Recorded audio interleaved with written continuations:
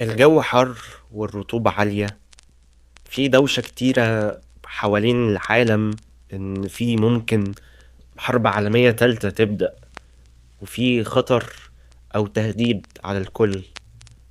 ودلوقتي احنا قاعدين في بيوتنا بسبب بيقولوا إن في فيروس حوالين العالم منتشر، واحنا دلوقتي خايفين ومرعوبين.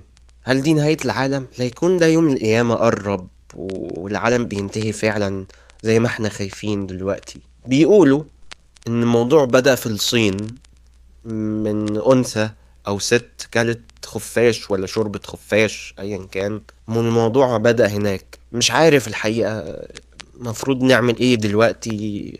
الموضوع شكله خطير وشكله هيقلب بجد ولا ايه. مش عارف ايه اللي جاي، ولا اللي جاي هيكون عامل ازاي، والمستقبل هيكون عامل ازاي بعد الفترة دي. في تشديد شديد جدا من الحكومة، وفي دلوقتي قوانين ان لازم نقعد في بيوتنا. اول مرة اعيش الحقيقة تجربة زي دي دلوقتي، اننا قاعدين في بيوتنا، مفيش تفاعل اجتماعي. رمضان بيعدي من غير ما فيه عزومات، ولا فيه صلاة في الجامع ولا المسجد. بيقولوا انه هو فيروس وهتكون يعني فترة مؤقتة بس.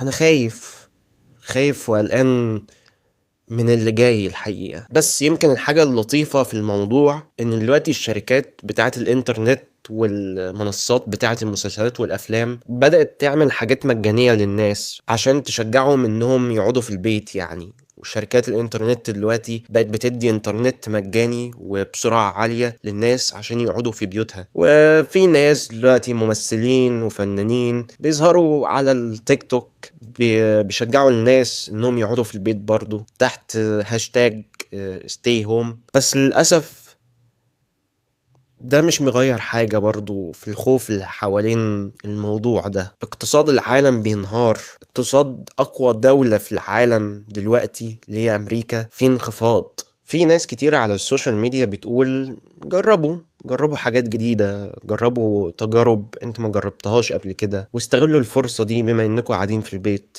بس كل اللي انا قاعد اعمله اللي انا بتفرج على فيديوهات ترفيهية على اليوتيوب، وقاعد بلعب بابجي، وقاعد بشرب شاي بالليمون، وبتفرج على مسلسلات وأفلام. بس هل بعد 6 سنين في 2026 الحياة هتكون أحسن؟ هنفضل مكملين إن شاء الله، هنعيش حياتنا؟ أتمنى بعد 6 سنين من دلوقتي نكتشف ده.